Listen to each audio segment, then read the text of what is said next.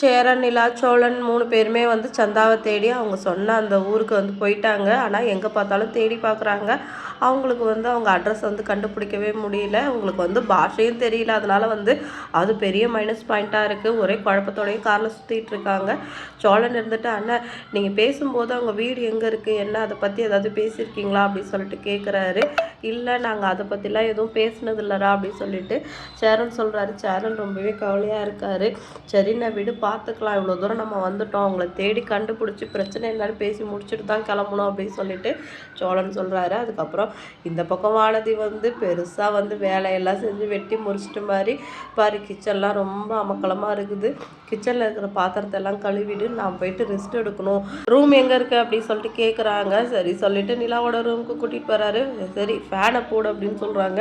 ஃபேனெல்லாம் போட்டோடனே கிச்சன் எப்படி இருக்குன்னு பார்த்தல, போய் எல்லாத்தையும் கழுவி வச்சுட்டு கிச்சன் வந்து சுத்தமாக இருக்கணும், எனக்கு அப்போ தான் பிடிக்கும் அப்படின்னு சொல்லிட்டு, எப்பாடா இவ்வளோ சமைச்சதில் எனக்கு ரொம்ப டயர்டாக இருக்குது, நான் கொஞ்சம் நேரம் படுத்து தூங்குறேன் அப்படின்னு சொல்லிட்டு படுத்து தூங்கிட்டாங்க.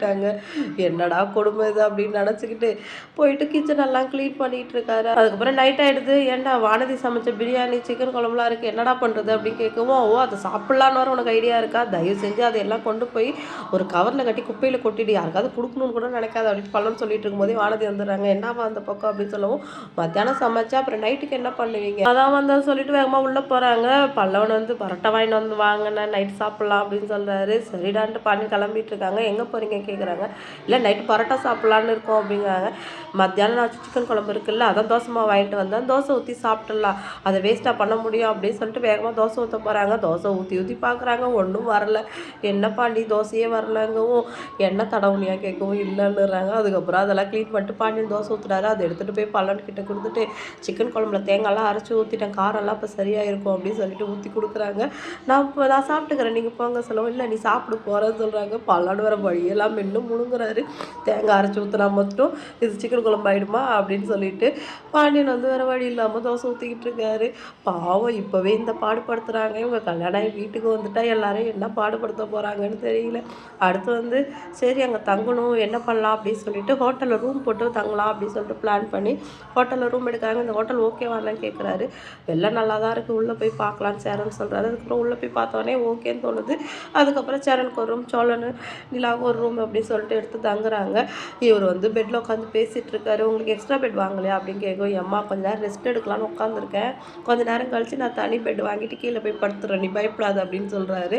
அதுக்கப்புறம் வந்து வாய்ஸ் நோட் ஒன்று வருது. நிலா அது என்னென்னு ஓப்பன் பண்ணி பார்க்குறாங்க. இந்த மாதிரி உங்களோட டைவர்ஸ் கேஸ் வந்து அடுத்த வாரம் வருது அப்படின்னு சொல்லிட்டு வக்கீல் மெசேஜ் பண்ணியிருக்காங்க.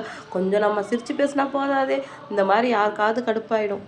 ஃபஸ்ட்டு ஊருக்கு போனதுக்கப்புறம் இந்த டைவர்ஸ் கேஸ்லாம் எதுவும் வேணாம் அப்படின்னு சொல்லிட்டு வாபஸ் வாங்கணும், அப்போ தான் நிம்மதியாக இருக்க முடியும். அப்பப்போ இந்த கோர்ட்டுக்கு போகிறதே ஒரு மாதிரியாக இருக்குது. நிலா நான் சொல்கிறது கரெக்டு தானே அப்படின்னு சொல்லும் போதே கரண்ட்டு போயிடுது. நிலா போய் கட்டி பிடிச்சிடாரு. ஐயோ எனக்கு பயமாக இருக்குது அப்படின்னு சொல்லிட்டு உடனே மொபைலில் டார்ச் ஆன் பண்ணிடுறாங்க. இங்கே பாருங்கள் வெளிச்சம் வந்துருச்சு, கை எடுங்க, இப்போ ஒன்றும் பயம் இல்லைல்ல அப்படின்னு சொல்லிட்டு இன்றைக்கி எபிசோட் வந்து இதோட முடிஞ்சிடுச்சு. சோழன் சொன்ன மாதிரி கேஸை வாபஸ் வாங்குறதுக்கு வந்து நிலா ஒத்துக்கிறாங்களா, இல்லை வந்து அடுத்த வாரம் இவங்க 2 பேருக்கும் டைவர்ஸ் கிடைக்க போதா அப்படின்னு சொல்லிட்டு வெயிட் பண்ணி பார்க்கலாம்.